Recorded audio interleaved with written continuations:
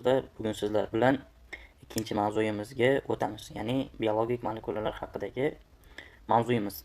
Xo'p, 21-chi bo'limda testlar bilan tanishib chiqadigan bo'lsak, bizda taqdim etilayotgan vaqt har doimgidek yarim soat va 30 ta testni tashkil etadi. Bo'limimizning nomi esa Testing for Biological Molecules. Testing bu sinash degan ma'noda keluvchi so'z, for uchun biologik molekulalar. Demak, biologik molekulalarni aniqlash desak ham bo'ladi. Testlar bilan tanishib chiqadigan bo'lsak, bizda 30 ta test va har bitta bo'limimiz uchun 10 tadan test taqdim etildi. Easy Questions'da 10 ta testni tahlil qilib chiqsak. Birinchi testimizdan boshladik demak. Which carbohydrate would for a break-rate solution when heated gently with Benedict's solution. So'zma-so'z tarjima qilib chiqadigan bo'lsak, which qaysi carbohydrate bu esa uglevodlar ma'nosida keluvchi so'z edi. Would form bu so'zimiz hosil qilardi deb tarjima qilishimiz mumkin. A break-rate bu esa qizg'ish rangli degan ma'noda beradi. Solution eritma, demak qizg'ish rangli eritma. When heated isitilgan. Gently asta sekin yoki yumshoq tarzda deb tarjima qilinadi. With bilan Benedict's bu laboratoriya amaliyoti hisoblanadi. Solution esa eritma. Xo'p, gapimizda umumiy ma'nosi qaysi uglevod Benedict eritmasi bilan asta isitilganda mana shu qizg'ish rangli eritma hosil qiladi degan ma'noda keldi. Xo'p, dastlab mana bu Benedict bu qanaqa jarayon yoki qanaqa eritmaligi haqida tanishib oladigan bo'lsak, ma'lumotga ega bo'ladigan bo'lsak, bu mana shu tashlagan adabiyotimizda keltirilgan. Xo'p, bunga ko'ra mana shu jarayonda qaytaruvchi biologik moddalardan tashkil topgan eritma bo'ladi. Benedict eritmasi. Bu qanday eritmaki, bizda bitta eritma bor va mana shu eritmamizga mana shuni qo'shganimizda indikator sifatida unda ana shu qaytaruvchi shakar bormi yoki yo'qmi, mana shuni aniqlab beradi. Xo'p, qaytaruvchi shakar deganda nimani nazarda tutyapman? Qaytaruvchi shakar deganda bu monosaxaridlar, ya'ni uglevodlar va ayrim disaxaridlarni nazarda tutiladi. Nimaga qaytaruvchi shakar deb nom olgan? Qaytaruvchi shakar deb nom olganligining sababi mana shu reaktivdan qo'shganimizda shakar qaytariladi. Ya'ni qaytarilish reaksiyasi sodir bo'ladi mana shu jarayonda. Shu sababli xuddi shunday nom olgan. Bizda berayotganda mana bu yerda asosan qaytaruvchi shakar emas, uglevodlar deb berib ketdi. Ya'ni uglevodlar qatoriga mana shu monosaxaridlar, disaxaridlar kiradi va biz buni bilamiz. Shuning uchun xuddi shunday ifodaladi. Va endi aytayaptiki, savolimizda qaysi holatda mana shu qizg'ish rangli cho'kma hosil bo'ladi deyapti. Xo'p, endi aniqlaydigan bo'lsak, aniqlashimizdan oldin bir ma'lumotni aytib o'tib monosaxaridlar bo'lsa, agar eritmamizda reaksiya sodir bo'lib, mana shu reaksiyamizda eritmamizni ranglari o'zgarib, eng oxirida qizg'ish rangli cho'kma hosil qiladi. Xo'p, endi mana shu eritmamizni qo'shganimizda qizg'ish rangli eritma hosil bo'lish uchun unda qaytaruvchi shakar sifatida monosaxaridlardan glyukoza bo'lishi kerak. Shu sababli bizning variantimizda ko'rinib turibdiki, D varianti glyukoza mavjud. Bizga kerakli bo'ladigan javob mana shu. Xo'p, yana ham aniqroq ma'lumotga ega bo'lishlaring uchun men sizlarga aynan adabiyotning qaysi qismida berilganligini rasmga olib tashlab qo'yaman. Shu qismni ko'rib olishlaring mumkin. Mana shu Benedict eritmasini qo'shganimizda reaksiya o'zgarishlar bo'lib, yashil, sariq, to'q sariq va oxiri qizg'ish rangli cho'kmalar hosil qiladi. Demoqchimanki, eritma bor, eritmada unda uglevod bor, ya'ni qaytaruvchi shakar shunday reaksiya sodir qilganligi uchun shunday nomlanganligini aytdim. Mana shu narsa bor. Shu narsa bormi yoki yo'qmi, shuni aniqlashimiz uchun eritmamizga mana shu Benedictni indikatorini qo'shiladi. Ya'ni u kimyoviy moddalardan tashkil topgan bo'ladi. Mana shu qo'shiladi va ana shu yerda ana shu qaytarilish reaksiyasi sodir bo'lsa va shunga qarab qaysi monosaxarid yoki disaxarid borligini aniqlab olishimiz mumkin bo'ladi. Xo'p, endilikda yana bir aytiladigan ma'lumotimiz mavjud. Disaxaridlardan saxaroza umuman mana shu qaytarilish reaksiyasini sodir etmaydi. Agar eritmamizda bo'lsa, buni biz indikator qo'shib ham aniqlay olmaymiz. Ya'ni bizni A variantimizda beryapti sukrose. Mana. Ya'ni bu saxaroza. Bu selluloza ekanligini B variantdagi, qolganlari esa boshqa starch, boshqa narsalar ekanligini bilamiz. Xo'p, endi keyingi testimizga to'xtalib o'tadigan bo'lsak, which of the following biological molecules would not form a purple color when added to Biuret solution?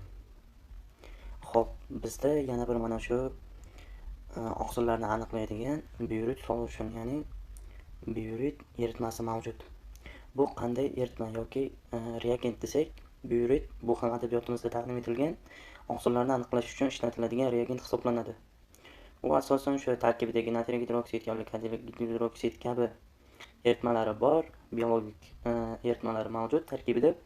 Shu sababli ular oqsillarni peptid bog'lari bilan ishqoriy muhitda reaksiyaga kirishi ularda o'sha oqsil bor yoki yo'qligini aniqlab beradi eritmada.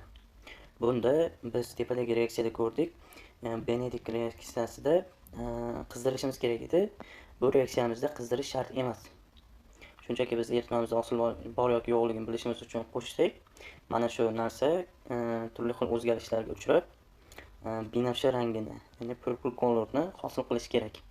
Demak, bizda savolimizda taqdim etilyaptiki, qaysi qatorda shu biologik molekulalar qo'shilganda, molekulalardan qaysi birida Biuret eritmasi qo'shilganda binafsha rang hosil qilmaydi. Demak, qaysi birini qo'ysak, binafsha rang hosil bo'lmaydi demoqchi. Biologik molekulalarga. Demak, oqsil bo'lmaganini tanlashimiz kerak. Agar oqsil bo'lsa, u binafsha rangni hosil qiladi. Xo'p, demak bizda A variantimizda amiloza fermentini beryapti. Bu oqsil tabiatli modda, shu sababli chiqarib olamiz. B variantimizda amiloz. Ushbu narsamiz kraxmalni bir qismi hisoblanadi. Ya'ni polisaxarid bu. Kraxmalga o'xshash tuzilma. Uglevod. Bizga hozirchalik B variant to'g'ri. C variantimiz esa gemoglobinni beryapti bizga. Gemoglobin ham bu oqsil hisoblanadi. D variantimizga lipaza fermentini beryapti, ya'ni lipase. Shu sababli ham D variantimiz ham xato, to'g'ri javob B variant hisoblanadi. Keyingi testimizga o'tadigan bo'lsak, which of the following sequences correctly shows the color change in precipitated format when a solution with a high concentration of reducing sugar is heated with Benedict's solution. So'zma-so'z tarjima qilib chiqadigan bo'lsak, bizda which of the following quyidagilardan qaysilari sequences bu ketma-ketlik degan ma'noda keladi. Correctly to'g'ri, shows ko'rsatadi, the color change rang o'zgarishi. Demak, change rang o'zgarishi deb tarjima qilinadi. In precipitated. Shu so'zimizni cho'kmalarda deb tarjima qilsak bo'ladi. As qo'shimchasi qo'shilganligi sababli. Format ushbu so'zimiz hosil bo'lgan. When qachon, solution bu eritma ekanligini bilamiz. With bilan a high concentration. High yuqori concentration bu konsentratsiya ekanligini bilamiz. Demak, yuqori konsentratsiya of reducing sugar. Reduksiyalovchi shakar. Reduksiyalovchi shakar boyagi biz birinchi testimizda aytdikki, uglevod dedik, ya'ni qaytaruvchi shakar, xuddi shunday ma'noda kelgan bu. Is heated. Istilsa, ya'ni istilish. Benedict solutionda istilish mavjud edi, xuddi shu sababli shuni berdi. With bilan Benedict solution eritma. Demak, endi so'zlarimizni o'rn-o'rniga qo'yib gapimizni tarjima qilsak. Demak, quyidagi mana shu ketma-ketlikda qaysi biri yuqori konsentratsiyali? Demak, yuqori konsentratsiyali reaksiyalovchi, ya'ni qaytaruvchi shakar eritmasi bilan Benedict solution isitilganda birgalikda cho'kmalarni rang o'zgarishi to'g'ri ko'rsatadi. Ya'ni nima demoqchi? Bizda Benedict solution, ya'ni mana shu Benedictni eritmasida, mana shu reagentda eritmamizga solganimizda unda turli xil rang o'zgarishlari bor edi. Ya'ni o'sha ko'k, yashil, sariq, to'q sariq va qizg'ish rangli oxiri cho'kma hosil qiladi. Xuddi shularni ketma-ketligini to'g'ri qo'y deyapti. Bizni bergan adabiyotimizda, o'sha ko'rgan adabiyotimizda agar juda oz, o'rta miqdorda va ko'p qismda oladigan bo'lsa, ya'ni 3 ta ketma-ketlikda juda oz bo'lsa, eritmamizga mana bu reagentimizdan, ya'ni Benedikdan qo'shganimizda ko'k va yashil tusga o'zgarsa, juda oz miqdorda mana bu reducing sugar bo'lardi, qaytaruvchi shakar. Juda oz miqdorda bo'lsa. Agar o'rta qismda bo'ladigan bo'lsa, sariq yoki to'q sariq rangda bo'ladi. Ko'p, juda ko'p qismda bo'ladigan bo'lsa agar to'q sariq yoki mana shu qizg'ish rangli cho'kmani hosil qilishi mumkin. Xo'p, shuni ketma-ketligini qo'yib chiqsak bo'ldi. Bizda variantlarda bilamizki, blue, ko'k, green, yashil, yellow, sariq, orange esa ana shu to'q sariqdir. Red bu qizg'ish rangli. Variantlarimizda ko'rinib turibdiki, to'g'ri javob bizda B variant. Ustozlar, adabiyotni tashlaganimda buni dastlab yaxshilab ko'rib olib, keyin testimizga nazar tashlasalaring, yaxshiyam aniq, yanayam yaxshiroq va aniqroq tushunasizlar. Bu juda ham oson qism hisoblanadi. Keyingi testimizga o'tsak. The diagram below shows a biological molecule. Demak, bizda biologik molekula ko'rsatilyapti chizmamizda. Savol qismiga to'xtalamiz.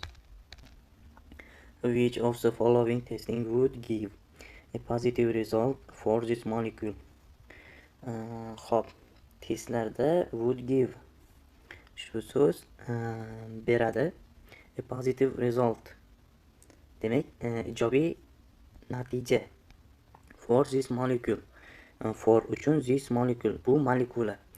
Demak, gapimizning ma'nosi quyidagi testlardan qaysi biri bu molekula uchun ijobiy natija beradi degan ma'noda berildi. Xo'p, biz o'zi molekulani ko'rib olsak bu yerda ko'rinib turibdiki, bu yerda xo'p, bitta glitserin atomi va 3 ta yog' kislotasi mavjud. Ya'ni umumiy ma'nosi triglitserid, ya'ni yog' molekulasi hisoblanadi. Ya'ni eng ko'p tarqalgan yog'lardan biri bu. Xo'p. Variantlarimizda tahlil qilib oladigan bo'lsak, mixing with Biuret solution.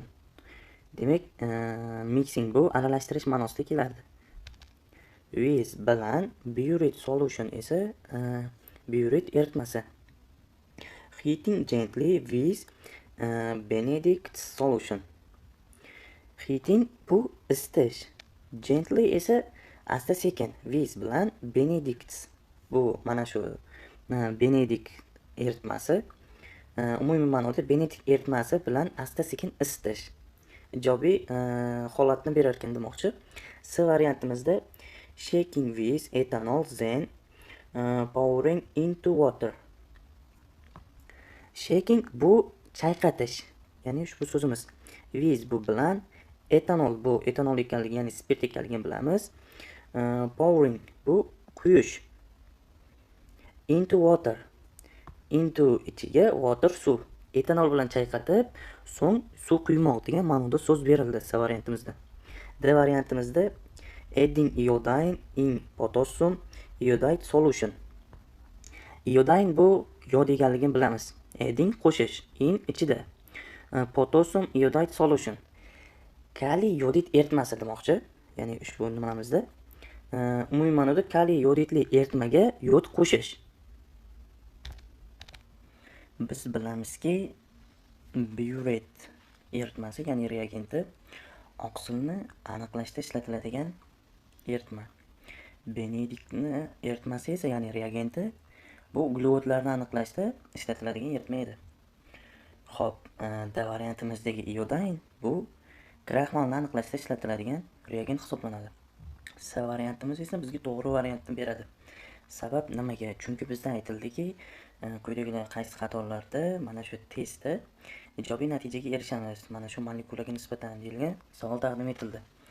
Xo'p, biz tepadagi molekulani eng ko'p tarqalgan yog'lardan biri ekanligini bildik va ma'lumot sifatida buni ko'rsatilgan edi. Mana shu yog'ni aniqlashimiz uchun biz qanday holatni ishga solishimiz kerak deyilganda savolimizda. Bilamizki, yog' suvda erimaydi. Mana bu qismda esa suv quyish nazarda tutildi. Bundan tashqari etanol ham. Yog'lar suvda erimaydi, lekin etanolda eriydi. Biz agar ushbu eritmamizga etanoldan quysak, bu eriydi. Bundan so'ng unga suvni quysak, u erimaydi. Ya'ni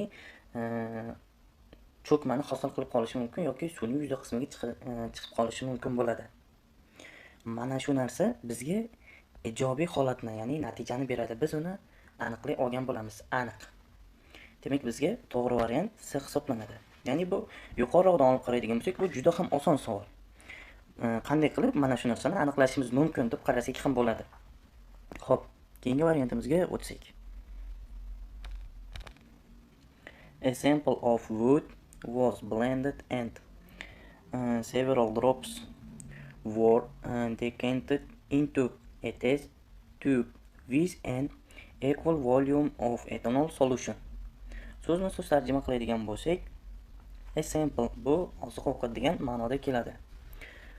Of wood oziq-ovqatdan was blended. Was blended aralashtirildi, ya'ni aralashtirish, ezish ma'nosida.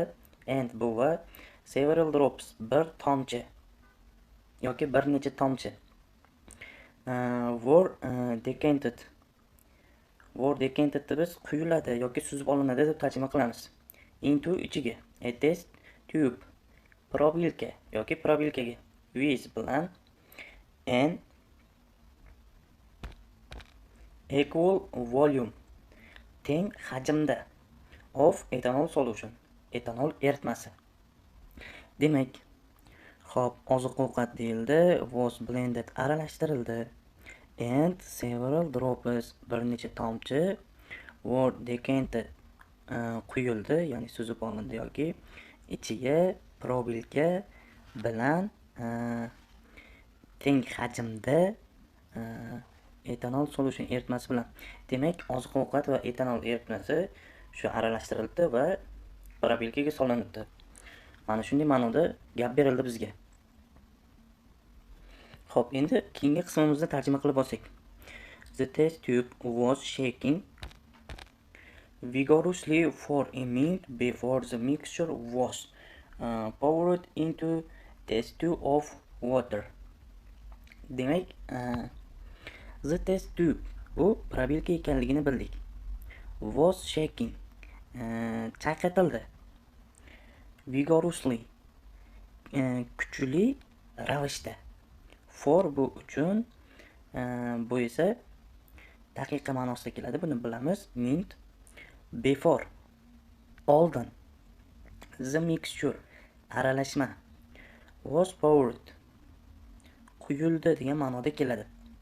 Into ichiga. A test tube probilka. Water esa bu suv. Gapimizning umumiy ma'nosi probilkadagi aralashma 1 daqiqa davomida kuchli chayqatildi, so'ng suv quyildi probilkaga. Bizga mana shunday talqinda ma'lumot berdi, ikkita gapda. Endi savol qismimizga to'xtalib o'tadigan bo'lsak. A milk emotion was absorbed. Milk bizda sut ekanligini bilamiz. Emotion bu emotsiyalanish degan ma'noda keladi. Ya'ni oqsimon loyqa ko'rinish bu. Was absorbed. Bu kuzatiladi.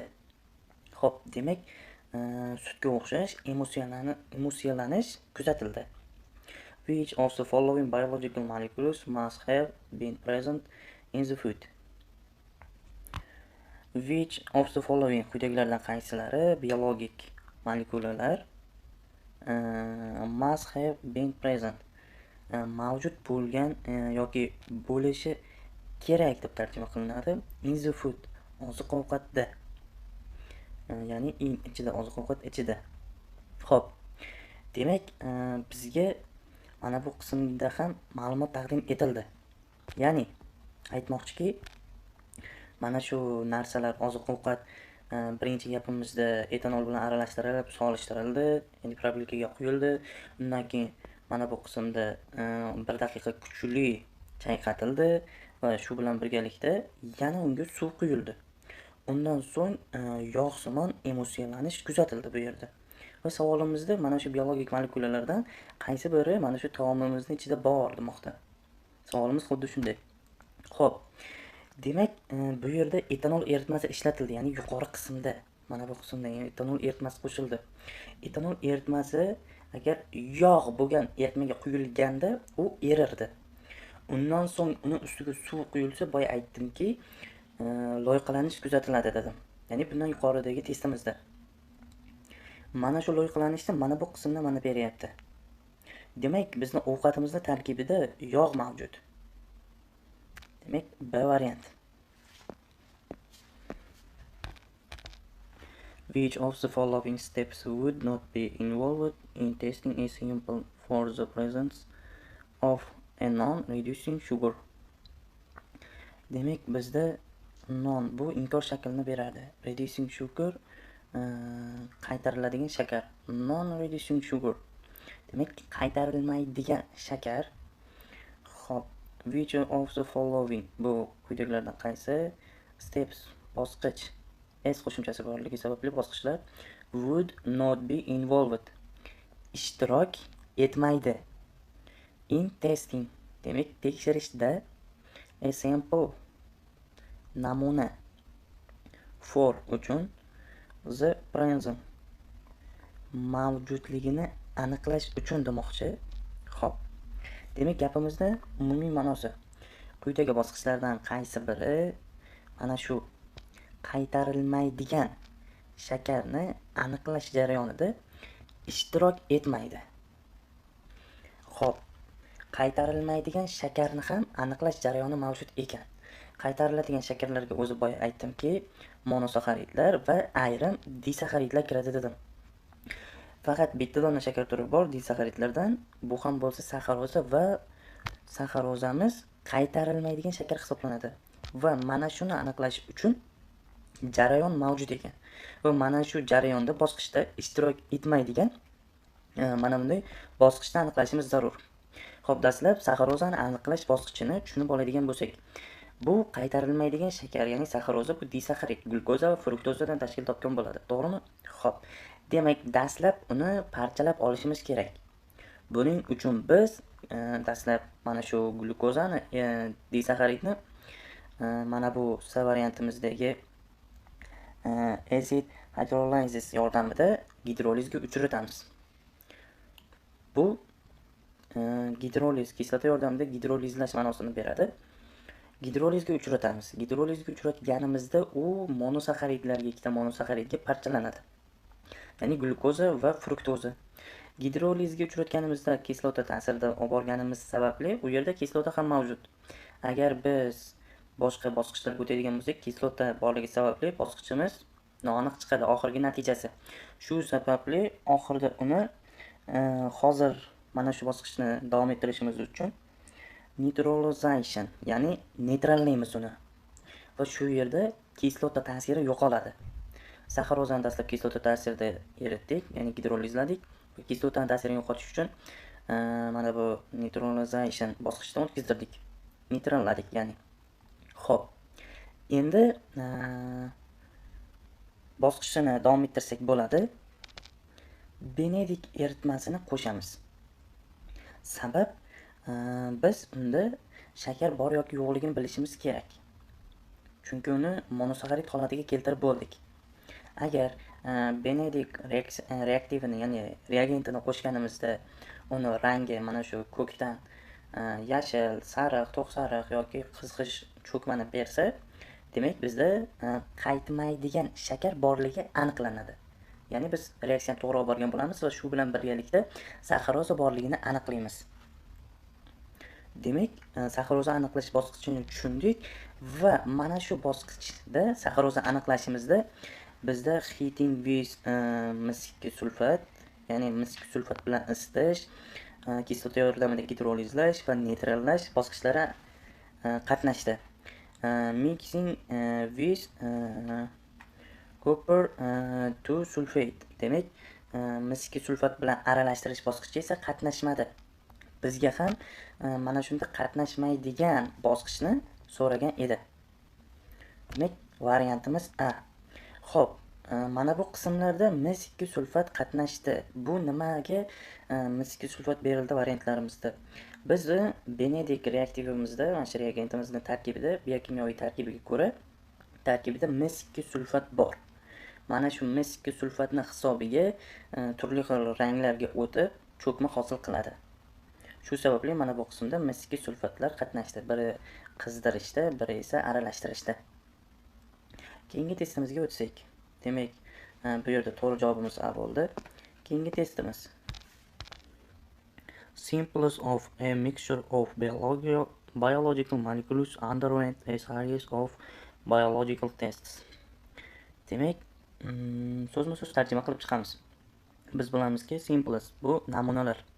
Of buning a mixture aralashmasi, demak, biologik molekulalar aralashmasi. Underwent o'tkazildi degan ma'noda keladi. A series bir qator of biological tests. Demak, umumiy ma'noda biologik molekulalar aralashmasi namunalarida bir qator biologik testlar o'tkazildi. When the Bureau test was carried out on a sample of the mixture turned lilac. Xo'p, bizga notanish bo'lgan so'zlar. Buret bizga tanish, carried out. Carried out bu was carried out o'tkazilgan degan ma'noda keladi.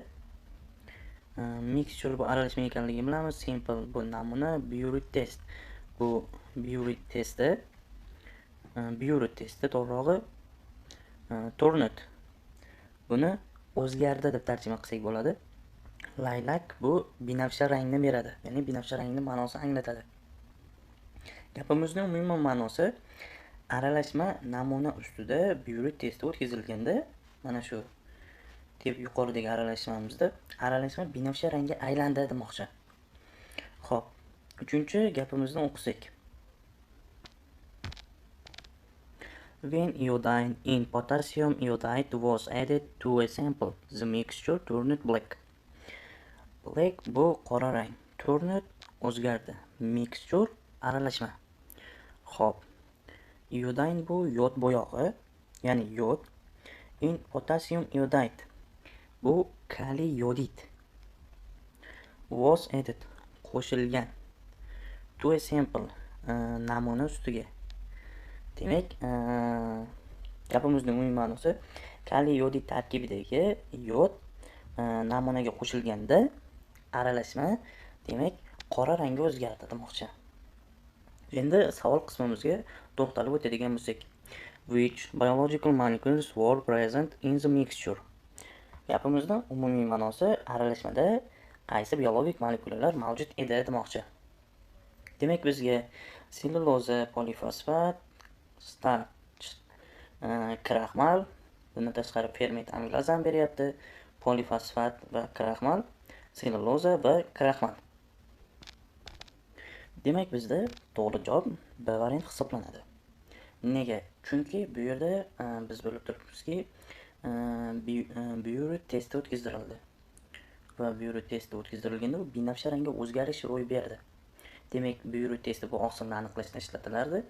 Xo'p, endi yod bilan ishlov berilganda ham rang o'zgarishi ro'y berdi. Yod esa bu kraxmalni aniqlashda ishlatilardi. Kraxmal starch bizda bor va amilaza bu oqsil, ya'ni ferment. To'g'ri variant shunda B hisoblanadi. Keyingi testimiz. The diagram below shows a biological molecule. Demak, diagrammamizda biologik molekula ko'rsatilmoqda.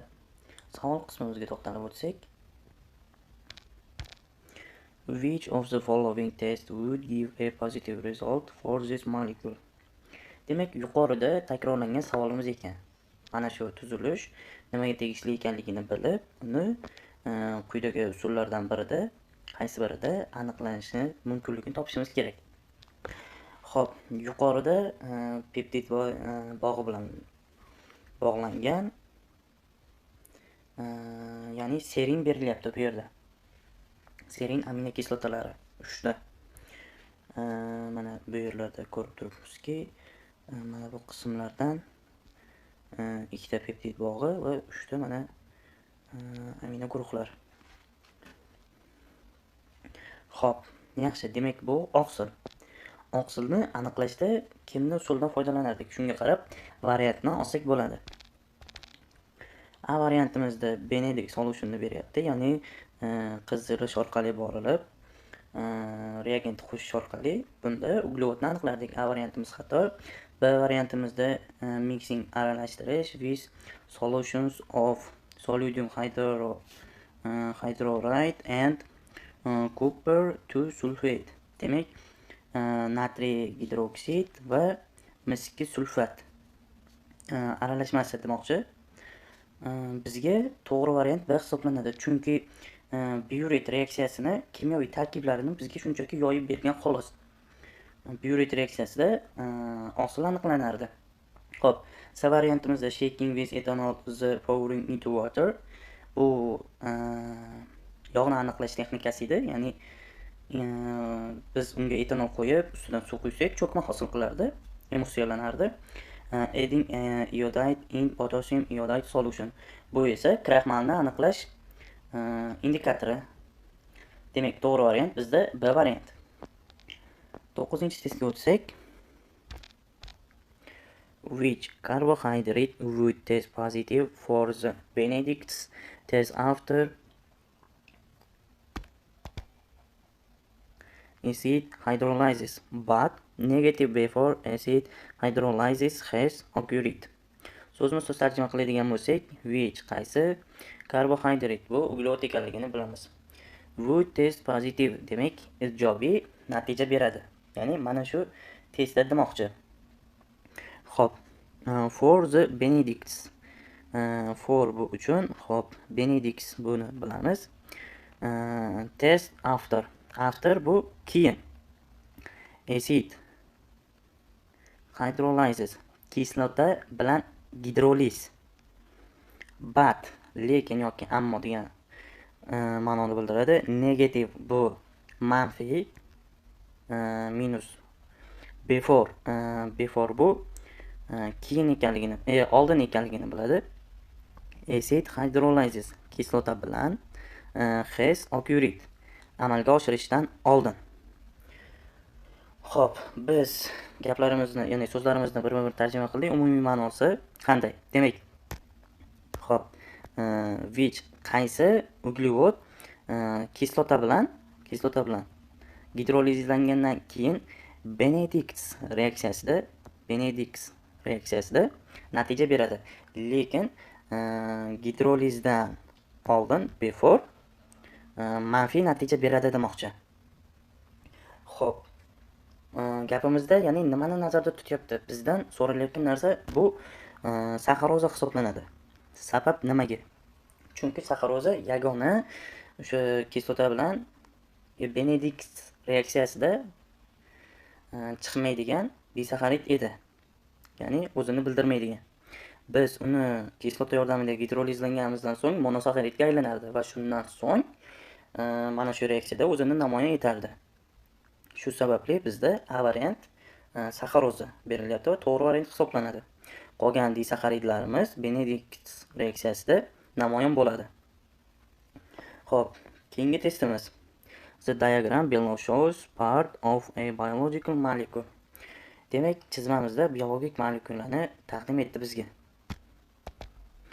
Which of the following tests would give a positive result for this molecule? Demak, yuqorida ko'rgan ikkita testimizga o'xshash test tushyapti bizga. Ushbu moddani qaysi bir holatda aniqlashimiz mumkin demoqchi. Aniqlaydigan reagentimiz qaysi demoqchi. Biz yuqoridagi diagrammada shuni ko'rib turibmizki, glikozid bog'lari orqali bu yerda glyukozalar bir-biri bilan kraxmalni hosil qilgan. Ya'ni polisaxaridni. Demak, biz polisaxaridni qanday yoki kraxmalni qanday aniqlaymiz? Shunga qarab javobini olishimiz mumkin. Kraxmalni aniqlashimiz uchun unga yod qo'shishimiz kerak. Shunda yod qo'shganimizda rang o'zgarishi ro'y berib, shunda kraxmal ekanligini bilib olsak bo'ladi.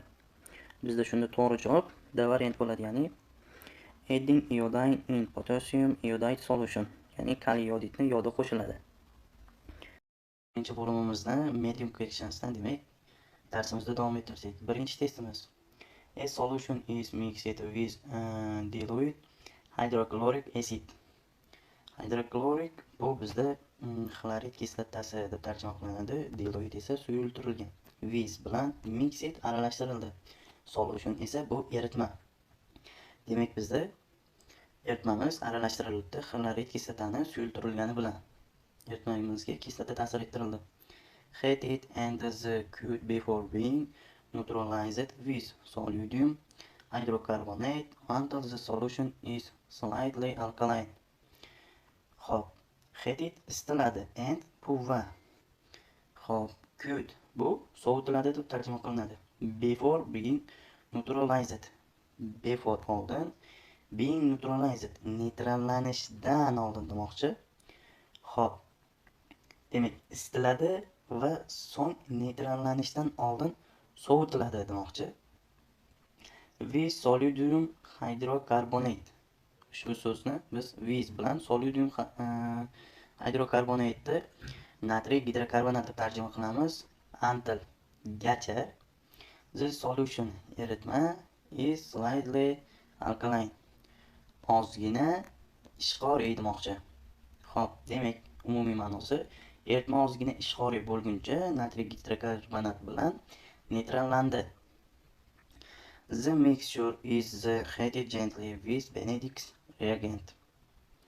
Xo'p, undan so'ng eritma isitilib, aralashtirib, mana shu Benedict reagentidan qo'shildi demoqchi. Xo'p. Demak, bu yerda qanday jarayon ketyapti? Dastlab shuni tushunib olsak. Bizda eritmamizga kislota qo'shildi. Kislota qo'shilishiga sabab eritma tarkibida saxaroza bormi yoki yo'qmi, shuni aniqlamoqchi. Men birinchi testda ta'kidlab o'tganman, eritmamizda saxaroza aniqlash uchun kislota ta'sir ettirib monosaxaridga parchalanadi, kislota ta'sirini yo'qotib uni neytrallanadi va shundan so'ng Benedict reaktivi nashi reagentdan qo'shilganda rang o'zgarishi ro'y beradi. Oxiri qizg'ish cho'kmani hosil qilishi kerak deganim. Bu yerda ham xuddi shu narsa ketdi. Dastlab xlorid kislota qo'shildi va undan so'ng uni ta'sirini yo'qotish uchun natriy gidrokarbonat qo'shildi va sovitildi. Shundan so'ng esa mana bu Benedict reaksiyasini asta-sekin qo'shib qizdirildi, ya'ni isitildi. Endi yakuniy xulosani gapdan tushunib olamiz. The final observation of the solution is a blue color. Demak, yakuniy eritmani rangi blue color, ya'ni ko'k rangli. Dastlabki rangli qolgan, ya'ni o'zgarishsiz bo'lgan yakuniy eritma. Demak, bundan kelib chiqadiki, eritmamizning tarkibida saxaroza mavjud emas. Shuni tushunib olsak bo'ladi. Xo'p, this is the same as the observation of the solution when it was gently heated with Benedict solution without treatment with acid and subsequent neutralization. Xo'p, endi keyingi qismlarga to'xtalib o'tsak, bu bir xil demoqchi. Mana bu qismda the observation of the solution eritma kuzatuvi bilan when it was gently heated, u asta sekin isitildi. O'sha isitilganda with Benedict solution, mana bu eritmasi bilan isitilganda without treatment with acid, kislota bilan ishlovsiz demoqchi. Subsequent neutralization va keyingi neytrallanishsiz demoqchi. Umumiy gaplarni bir-biriga bog'lasak, bu kislota bilan ishlovsiz va neytrallanishsiz Benedict, ya'ni ushbu eritma asta-sekin isitilib qo'shildi. Kuzatuv esa bir xil bo'ldi demoqchi. Ya'ni yakuniy natija ko'k rangli bo'ldi demoqchi. Xo'p, savol qismiga to'xtalib o'tsak, what can be determined about the composition of the solution? Demak, nimani aniqlash mumkin? Composition, ya'ni tarkib haqida. eritmani, solution, eritmani tarkibi haqida demoqchi. Xo'p, a reducing sugar is present. Demak, qaytaruvchi shakar bor demoqchi birinchi gapimizda. Ikkinchi gapimizda esa a non-reducing sugar is present. Demak, qaytarmaydigan shakar bor demoqchi. Qaytarmaydigan shakar deb demak saxaronni nazarda tutyapti. Qaytaradigan shakar deb esa glyukozani nazarda tutyapti. A variantda. C variantimizda both reducing and non-reducing sugars are present. Demak, both ikkisi ham degan ma'noda keladi. Demak, har ikkisi ham mavjud. Mana bu ikkalasini nazarda tutdi. No sugar is present, ya'ni reducing or non-reducing. Demak, ikkisi ham mavjud emas degan variant beriladi javobimizda. Demak, bizga kerakli bo'lgan to'g'ri variant D javob hisoblanadi. Sabab nimaga? Chunki dastlab birinchi qismimizdagi gapimizda ma'lum ediki, saxaroza mavjud emasdi. Mana bu yerda esa yakuniy natija ko'k rangni bergandi. Sabab shunday edi. Endi undan keyin kislotani ishlovsiz va Benedikt reaksiyasini qo'shganda neytrallanishlarsiz yakuniy natija o'zgarishsiz qoldi, ya'ni blue color bo'lib qoldi deyilgandi. Demak, biz ko'rinib turibdiki, uni tarkibida saxarozadan tashqari glyukoza ham mavjud emas. Ya'ni u yerda shakar yo'q, qaytaradigan shakar yo'q. Ya'ni demoqchimanki, monosaxarid ham, disaxarid ham mavjud emas. Eritmamiz shakarsiz. Demak, tushundingmi? Chunki yakuniy natija blue color, ya'ni ko'k rangni bergan. Eritma o'zgarishsiz qolgan. Xo'p, keyingi testimizga o'tsak. Demak, bizga ma'lumot berildi. Amilaza bilan mixed aralashtirildi. Was solution starch. Starch bu kraxmalikaligini bilamiz. Demak, kraxmal bilan amilaza aralashtirildi demoqchi. Endi savol qismimizga to'xtalib o'tadigan bo'lsak, which of the following reagents could be used to conform that a reaction had occurred and what observation would be made? Which of the following bu quyidagilardan qaysi biri reagents deganda reagentlarni nazarda tutmoqda. Could bu mumkin. Be used ishlatiladi. To conform tasdiqlash uchun. Z ko'rsatmoqda, ya'ni shuni. A reaction bu reaksiya.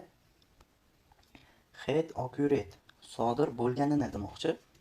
And va what observation. What qanday? Observation kuzatuv. Would be made amalga oshiriladi yoki kuzatiladi demoqchi.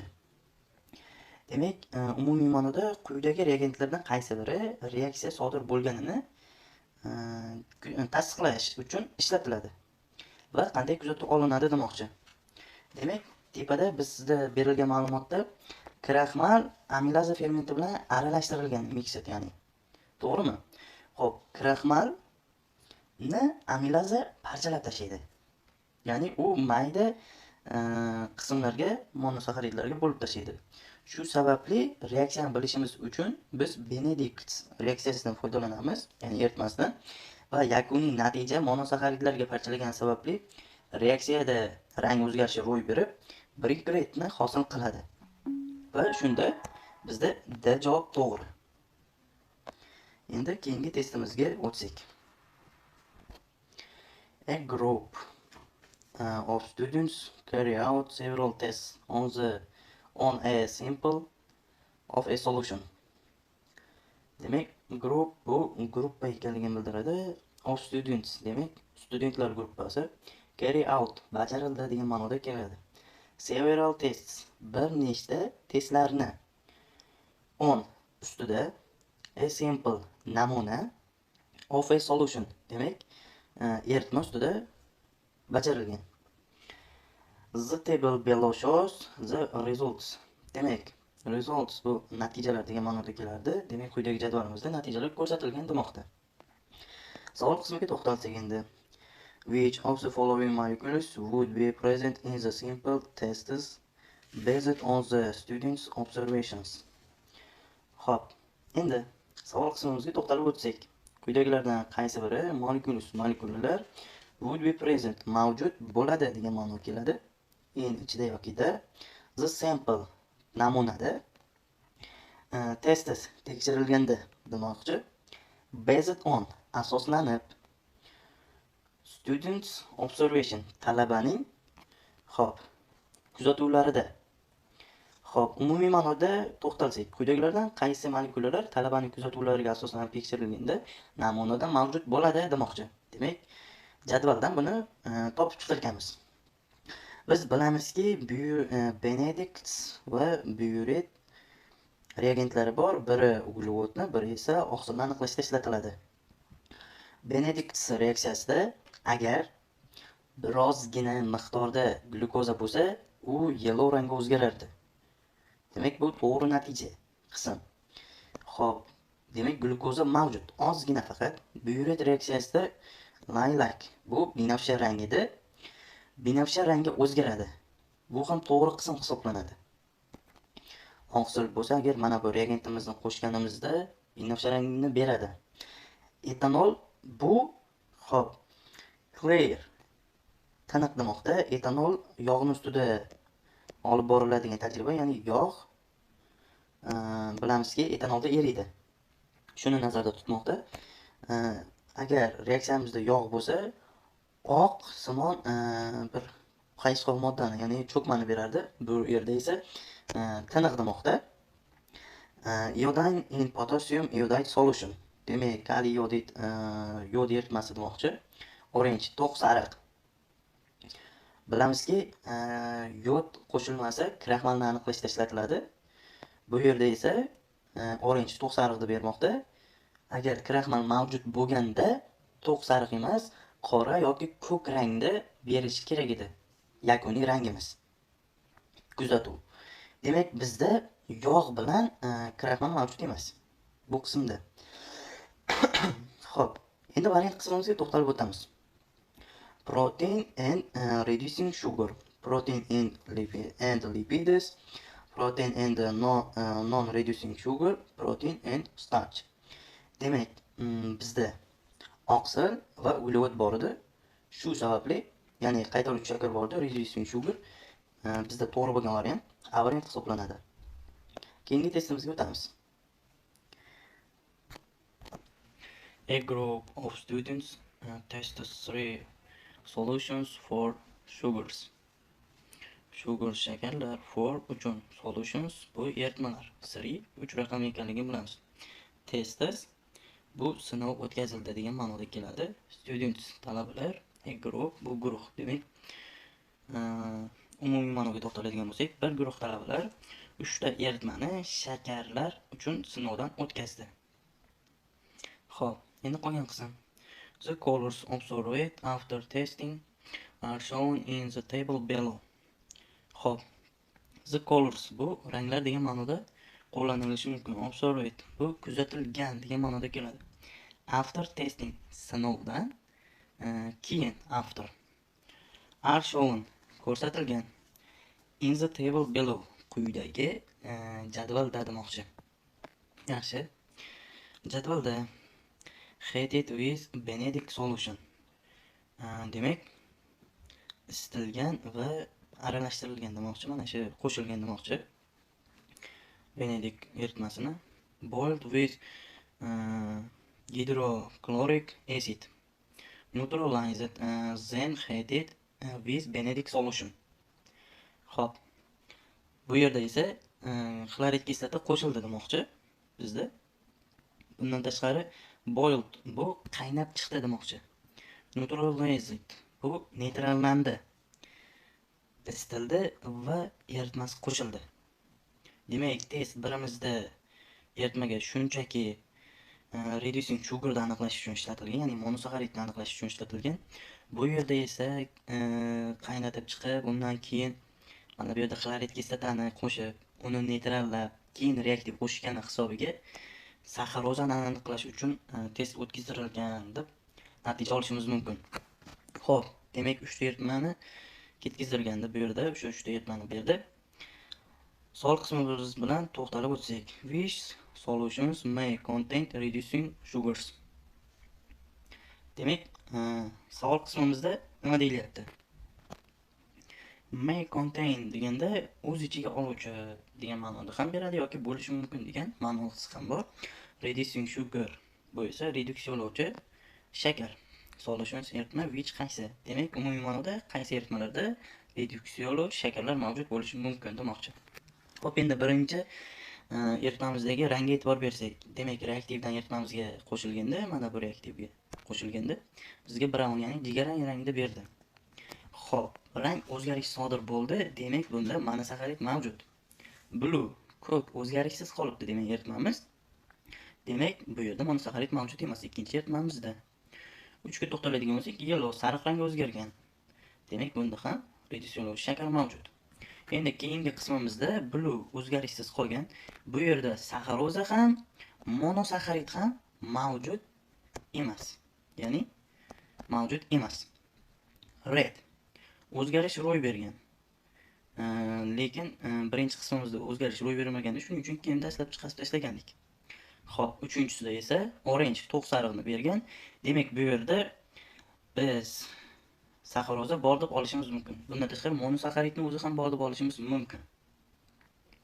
Chunki reaktiv baribir qo'shilganda, unda saxaroza bo'lmasa ham monosaxaridni rangi o'zgarishi ro'y berardi.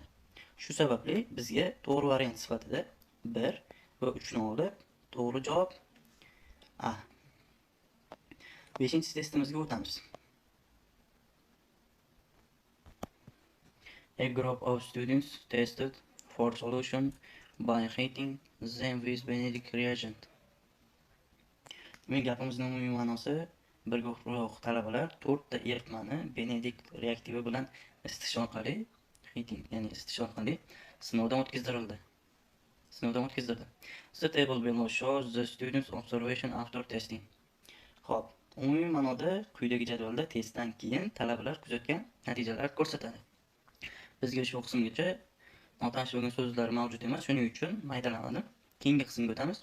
Which solution contains a non-reducing sugar? Xo'p, non-reducing sugar deganda bizda disaxaridni so'ramoqchi, ya'ni saxarozani. Chunki non inkor shakl, ya'ni reducing sugar, qaytarmaydigan shakar demoqchi, ya'ni umumiy ma'noda. Shuning uchun, xo'p, reduksiyalanmagan shakar, ya'ni bunda reduksiyalanmagan yagona shakar bu saxaroza ekanligini birinchi testimizda aytib o'tganman. Shu sababli bizdan so'rayapti. Contains o'z ichiga olgan yoki mavjud demoqchi. Solution esa eritma. Demak, qaysi eritmada saxaroza mavjud demoqchi. Xo'p, endi jadvalga nazar solamiz bu yerda. Jadvalimizda boya aytib o'tildi, bunda Benedict reaktivini isitib shunchaki qo'shilgan, bu yerda esa xlorid kislota neytrallagan va shundan so'ng isitib Benedict reaktivini qo'shgan. Xo'p, birinchi qismimizda A va B variantlar xato hisoblanadi. Sabab nimaga? Chunki orange rang o'zgarishi ro'y bergan. Rang o'zgarishi ro'y bersa, bu yerda monosaxarid mavjud ekanligini ko'rsatadi. Shu sababli ushbu qism xato. B variantimizda ham xuddi shunday. Ya'ni bu yerda kislota qo'shmayapti, neytrallamayapti. Reaktivini o'zini qo'shganda rang o'zgarishi ro'y berib qolyapti. Shu sababli bu yerda monosaxarid bor. Agar kislota qo'shib, neytrallab, keyin reaktiv qo'shganda, reagent qo'shganda, shunda o'zgarish ro'y berganda bu narsa noto'g'ri bo'lardi. Xo'p, shu sababli A, B variantlarimiz xato hisoblanadi. Bu qismlarga ham e'tibor berishimiz shart emas. C variant va D variant. Bu yerda o'zgarishsiz qolgan, ya'ni blue ko'k rangda qolgan. Shunchaki reagentni qo'shganda bu yerga. Demak, monosaxarid bu yerda mana bu C va D qismida mavjud emas. Xo'p, endi bu qismga o'tadigan bo'lsak, bu yerda esa kislota qo'shib, neytrallagandan so'ng rang o'zgarishi ro'y bersa, saxaroza mavjud bo'ladi. Agar rang o'zgarishi ro'y bermasa, saxaroza ham, monosaxarid ham mavjud emas. Ya'ni glyukoza ham mavjud emas. D variantimizda ko'rib turibmizki, rang o'zgarishi ro'y bermagan, ya'ni blue o'zgarilmagan, ko'k rangligicha qolgan. Demak, bu yerda monosaxarid ham, disaxarid ham mavjud emas. Shu sababli to'g'ri variant C. Keyingi testimiz. A group of students. Group of students talabalar. Carried out. Birlashgan yoki bajarishdi yoki amalga oshirilishdi deb tarjima qilinadi. A series of tests. Bir qator testlarni demoqchi bu yerda. On a liquid solution. Demak, suyuq eritma ustida demoqchi. Suyuqlik degan ma'noda keladi. Liquid obtained from a plant. Plant o'simlik deganligini bilamiz. Demak, o'simlikdan olingan demoqchi. Xo'p. The table below shows the results of their tests. Demak, umumiy ma'noda quyidagi jadvalda ularni test natijalari ko'rsatilgan. Yaxshi, bu yerda reagentlar va observation natijalar bu yerda. Demak, Benedict solution, Burridge solutionda bu yerda beryapti ethanol and water. Orange, like, clear. Which of the following biological molecules were found in the plant liquid solution? Xo'p. Liquid solution demak, bu suyuqlik degan ma'noda keladi. Solution esa eritma. O'simlik suyuq eritmasida deb tarjima qilsak bo'ladi. Were found. Topilgan edi. Xo'p, biological molecules demak, biologik molekulalar. Which of the following quyidagilardan qaysi biri? Demak, savolimizning umumiy ma'nosi quyidagilardan qaysi biri biologik molekulalar o'simlik suyuq eritmasidan topilgan demoqchi. Xo'p, variantlarimiz fatty acids and reducing sugars. Non-reducing sugars and protein. Reducing sugars and fatty acids, protein and reducing sugars. Xo'p, dastlab tushunib olsak.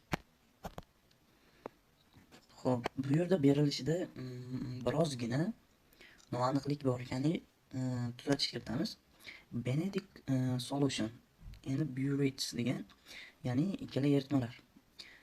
Benedict solution orange rangini, Burridge solution esa lilac, ya'ni binafsha rangini, ethanol and water esa clear, ya'ni tiniq, aniq yoki shaffof. Mana shuni bergan. Demak, eritmamizning tarkibida lilac va orange ni berganligi sababli, rang o'zgarganligi sababli uglevod va oqsil bor. Ethanol and water reaksiyasida clear tiniq bo'lgan. Demak, bu yerda yog' mavjud emas. Shu sababli D variantni olsak bo'ladi. Yana qaytaraman. Bizda tepada talabalar tajriba o'tkazdirdi va tajriba natijalari pastda ko'rsatildi. Tajribani o'simlikni shu suyuq nimalarida, eritmalarida o'tkazdirdi. Pastda esa plant liquid solution, o'simlik suyuq eritmasida arfon topilgan biologik molekula quyidagilardan qaysi biri deb savol taqdim etildi.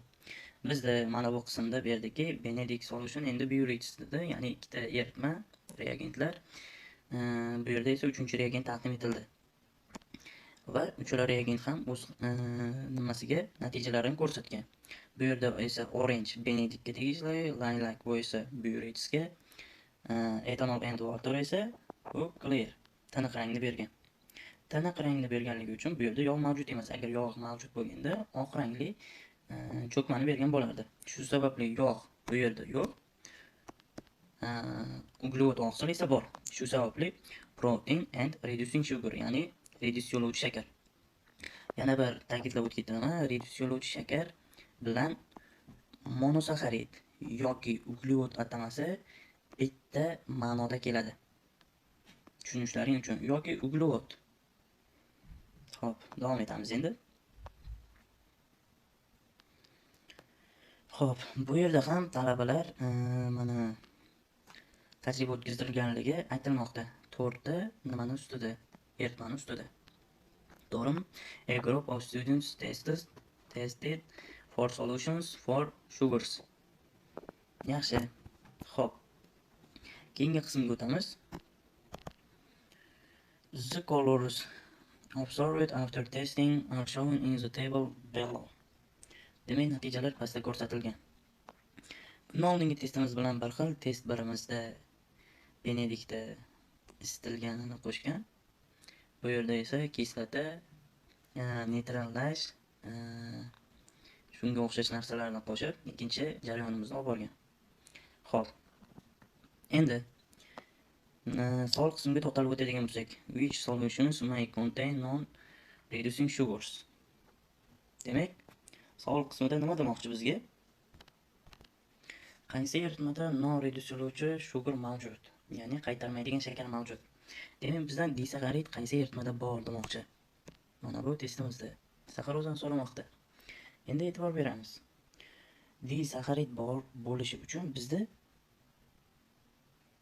hop ikkinchi qismimizda non-reduksiyalovchi shakar borligi aniqlangan, ya'ni ijobiy natija bergan. Shu uchun bu qismlarimizda esa monosakkaridlar borligi aniqlangan.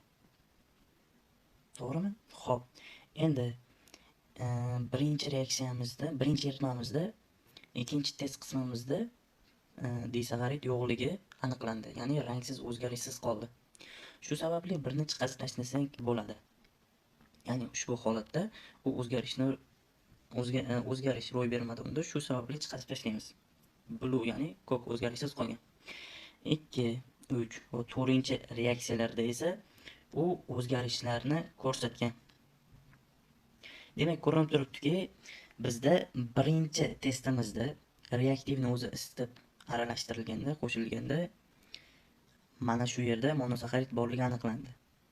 Ikkinchi testimizda ham o'zgarishni ko'rsatmoqda. Ya'ni bu yerda biz bilmaymiz.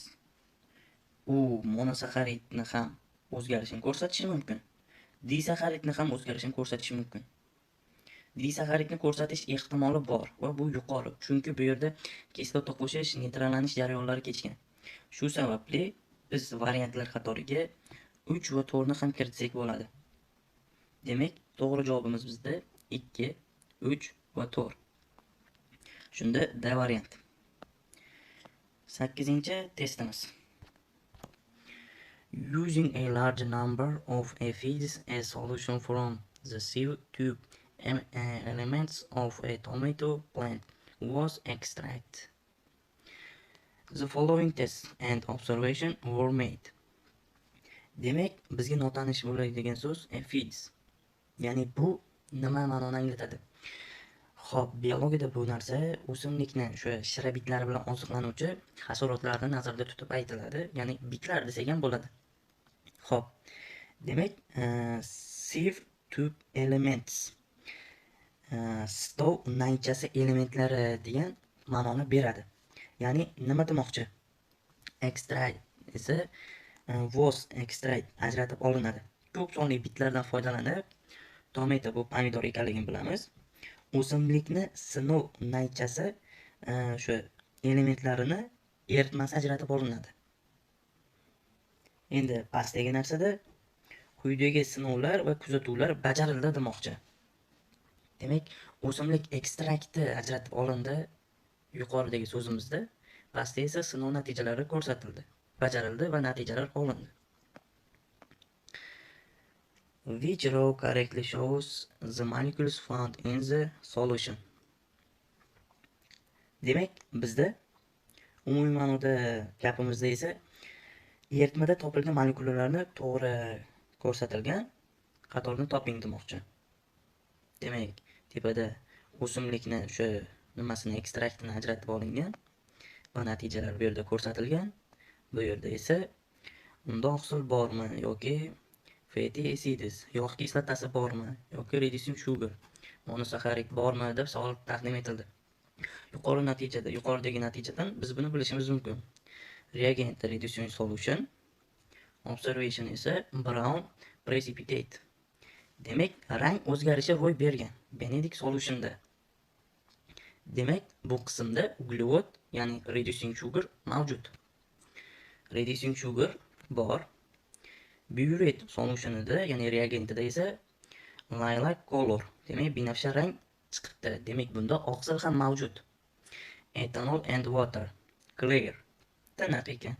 Demak, bu yerda yog' mavjud emas o'simlik ekstraktida. Demak, protein bor, uglevod bor, yog' esa mavjud emas. Mana shuni olsak, to'g'ri javob bo'ladi. Va D javob. Keyingi testimiz. A teacher demonstrated several food tests on a simple solution with an unknown composition of biological molecules. Demak, bizda noma'lum bo'lgan so'z unknown, bu noma'lum deb tarjima qilinadi. A simple solution. Hop, namunaviy eritmada. With esa bilan. Several food tests. Several bu bir nechta. Food tests oziq-ovqat sinovlarida degan ma'noda keladi. Demonstrated namoyish qildi yoki ko'rsatdi degan ma'noda keladi. Teacher esa bu o'qituvchi ekanligini bilamiz. Composition bu tarkib of biological molecules. Demak, biologik molekulalar. Umumiy ma'noda o'qituvchi noma'lum tarkibli biologik molekulalardan iborat namunaviy eritmada bir nechta oziq-ovqat sinovlarini namoyish qildi. Xo'p, endi bizda ushbu narsa mana bu yerda ko'rsatilgan, test o'tkazilgan va bu yerda observation, ya'ni natijasi ko'rsatilgan. Xo'p, pastda qismimizga to'xtalib o'tsak savolimizga, which row of the table below correctly identifies the molecules present in the sample. Xo'p, demoqchiki, qaysi biri to'g'ri aniqlanishlarda? Qaysi qatorida? Sample namuna, present to'g'ri, molecules molekulalar, identifies aniqlash, correctly to'g'ri, below quyidagi, table, hop, row esa qator, which qaysi. Hop, qaysi biri to'g'riligini topishimiz kerak shundan. Mana bu yuqoridagilardan. Hop. Non-reducing, demak, bu saxaroza, monosaxarid ekanligini aniqlab olsak, saxarozamizda o'zgarishsiz qolgan. Demak, bu yerda saxaroza mavjud. Non-reducing. Sugar monosaxarid esa milky, oq rangga o'xshash cho'kmaydi bu narsa. Yog'ni reaksiyasini bizda sugarni to'g'risiga berdi. Ya'ni ko'rinishini. Demak, bizda lipid mavjud. Xo'p, no reducing sugar. Saxarozaga blue bergan edi ustozlar. Men borib tahlil qildim. Aslida o'zgarish kuzatilmagan. Shu sababli xo'p, buni yo'q olamiz. Xo'p, starch bu kraxmal edi. Xo'p, starchimizga laylak to'g'ri keladi. Ya'ni binafsha rang borligi. Sugarga orange, to'q sariq. Demak, bizda bor bo'lgan narsalar no reducing sugar mavjud emas. Ya'ni blue. Bu yerda o'zgarishi. Agar orange yoki shunga o'xshash boshqa ranglar berganda no reducing sugar ham mavjud bo'lardi. Boshida chalkashlik uchun to'g'rilab ketdik. Protein bu yerda umuman o'zgarish bermagan. Proteinga asosan bizda xo'p, yo'q, protein ham mavjud. Sabab, chunki unga laylak, binafsha rang to'g'ri kelardi. Starchga esa qora rang to'g'ri kelardi. Ya'ni biroz chalkashlik bo'lyapti oxirgi testimizda, chunki ketma-ketlik noto'g'ri berilgan bu yerda. Boshqadan shuni umumiylashtirib bersam. Xo'p, bu yerda no reducing sugar o'zgarish ro'y bermagan. Shuning uchun no reducing sugar mavjud emas. Protein, bunga to'xtaladigan bo'lsak, bu mavjud. Sabab nega? Proteinda o'zgarish laylak yuz berardi, ya'ni binafsha rangga kirardi. Shu sababli ushbu ko'rinish mavjud deb olsak bo'ladi. Xo'p, ushbu qismimizda, keyingi sugar qismimizda esa o'zgarish ro'y bergan. Ya'ni orange. Lipidga o'zgarish ro'y bergan, ya'ni milky. Ya'ni cho'kma, ya'ni oqish cho'kma hosil qilardi. Bu yerda starch mavjud emas. Shu bilan birgalikda no reducing sugar ham. Ushbu narsalarni chiqarib fatty acids, yog' kislotasi bizda mavjud. Starch mavjud emas, protein mavjud va to'g'ri javobimiz shunda C variant bo'ladi. Keyingi testimizga o'tsak, the diagram below shows a biological molecule. Demak, bizda biologik molekulalarni taqdim etdi. Which of the following tests would give a positive result for this molecule? Diagrammada biologik molekulalar ko'rsatilgan. Tepada.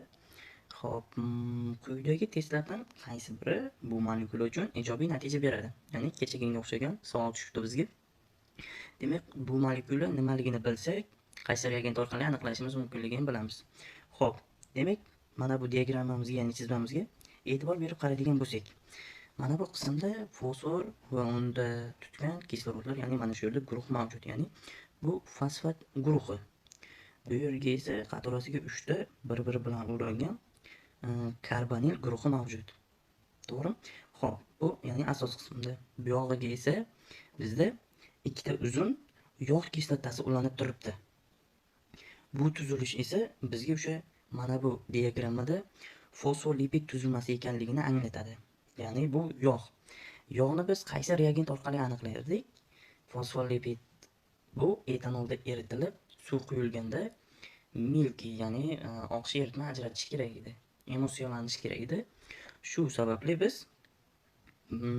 bizda yog' kislotasini eritish orqali aniqlashimiz kerak bo'lsa, etanol guruhini olishimiz kerak. Variantlarimizda heating gently with Benedict solution bu uglevodga tegishli javob. B variantimizda mixing with solution of sodium hydroxide and copper sulfate.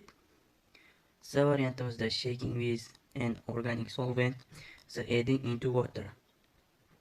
D variantimizda esa adding iodine in potassium iodide solution. Demak, ko'rinib turibdiki bizda C variantimiz to'g'ri. B variantimizda diuretik reaksiyani tarkibiy qismlari va D variantimizda yod, ya'ni kraxmalni aniqlash reagenti berilgan. Assalomu alaykum ustozlar. Bugun sizlar bilan hard questionsdan testimizda davom ettiramiz. Demak, birinchi testimiz.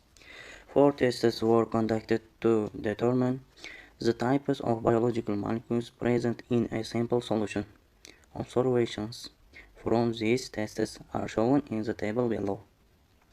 Yaxshi, demak, biologik molekulalarni aniqlashda namunaviy eritmadan 4 tasida tajriba o'tkazilgan, ya'ni test o'tkazilgan va natijalarni pastdagi jadvalda ko'rib turishimiz mumkin ekan, test natijalarini. Xo'p. Endi mana shuni tahlil qilib olsak, emotion. Bilamizki, yog'ni aniqlashda ishlatiladi, natijasi esa aniq, ya'ni tiniq rangini bergan clear. Demak, bizda yog' mavjud emas. Iodineda esa orange deb bergan. Orange'da black yoki blue rangini yoki purple rangini berish kerak. Ya'ni ko'kish, binafsha rang yoki qora rangni berish kerak. Bizda to'q sariqni bergan, demak, bizning tajribamizda kraxmal ham mavjud emas. Xo'p, Benedict testida brikletni bergan, demak, bizda monosaxarid mavjud. Buret testida esa purple, ya'ni binafsha rangni bergan, oqsil ham mavjud. Xo'p. Endi savol qismida which molecules are present in the solution. Demak, eritmamizda qanday molekulalar mavjud? Bizda variantlarni quyidagicha taqdim etilyapti, ya'ni tuzilish ko'rinishida. Birinchi qismimizda monosaxarid, ya'ni glyukozani bermoqda. Ikkinchi qismimizda esa glitserin skeleti va bu yoqda radikallar, ya'ni yog' kislotani bermoqda. Bu yerda esa xo'p, uchinchi qismimizda 3 ta serin bir-biriga bog'lanmoqda, ya'ni bu oqsil. To'rda esa fruktoza, demak, monosaxarid. Bizda yuqorida aniqladik, monosaxarid va oqsil mavjud. Shu sababli 1, 3 va 4 ni olishimiz mumkin bo'ladi. 2 yog' esa bizda mavjud emas. Shu sababli D javob to'g'ri. Endi keyingi testimizda tahliliga o'tsak. 4 sugar solutions were tested with Benedict solution. Demak, 4 ta shakarli eritmada Benedict testi o'tkazildi. The observed color of each solution is given in the table below. Yaxshi, endi quyidagi pastda natijada jadvalning ichida natijalarni rangini berilmoqda demoqda bizda. Xo'p.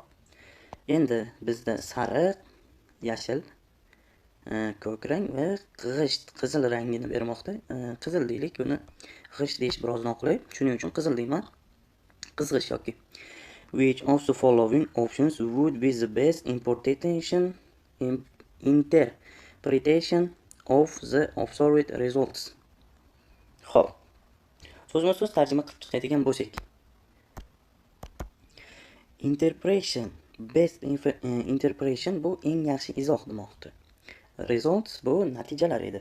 Yoki o'sha observed results kuzatilgan natijalarga eng yaxshi izoh, ya'ni qaysi variantda? Yaxshi. Biz bilamizki, yuqorida shakarli eritmada o'tkazildi va Benedict testi va buni ranglarini bilamiz. Bu dastlab ko'k, undan keyin yashil, sariq, to'q sariq va oxirida qizg'ish rangni berardi. Shunga qarab variantlarni to'g'ri aniqlab olsak bo'ladi. Bu yerda ko'rinib turibdiki, 3-eritmamizda shakar mavjud emas ekan. Qolgan qismlarini esa ketma-ketlikda joylashtirsak bo'ladi. Brikretda bu juda ham ko'p miqdorda shakar borligini bildiradi. Juda ham ko'p. Green bu o'rta miqdordagisini bildiradi yoki juda kam desak ham bo'ladi. Kam miqdorda deylik mana. Kam. Xo'p. Yellow sariq desa o'rta. Xo'p, variantlarda bizga foiz miqdorda bergan. Foizlarni mana shu joylashtirganimizga qarab topib olsak bo'ladi.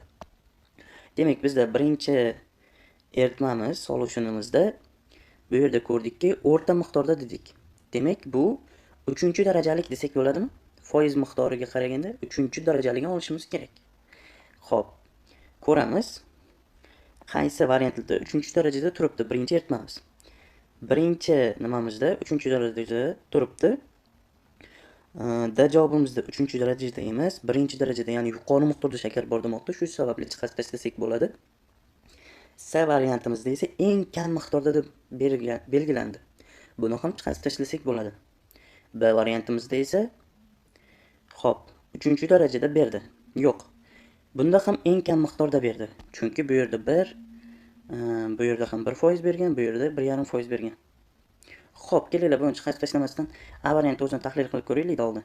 Ikkinchi variantimizda eng kam miqdorda berdi. Bu yerda mana shu qismga to'g'ri keladi. Chunki eng kam miqdorda shakar mavjud. Mana kam miqdorda edi. Shu sababli ikkinchi eritmamiz ham A variantga to'g'ri natijani berdi.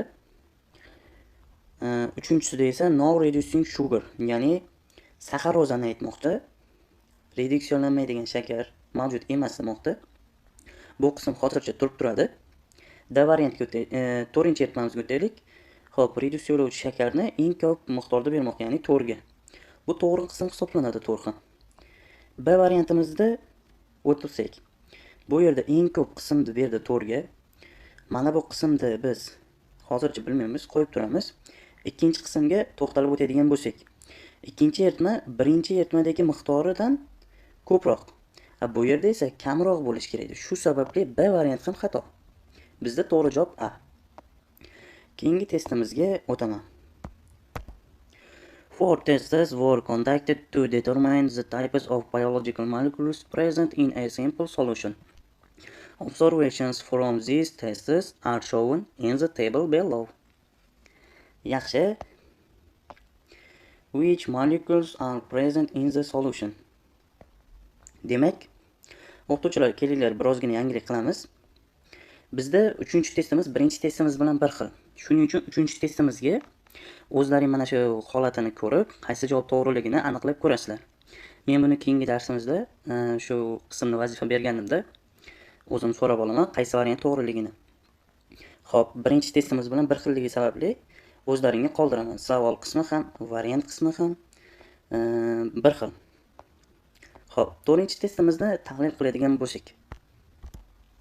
Samples or 4 different fruit juices A, B, C and D were heated with Benedict solution.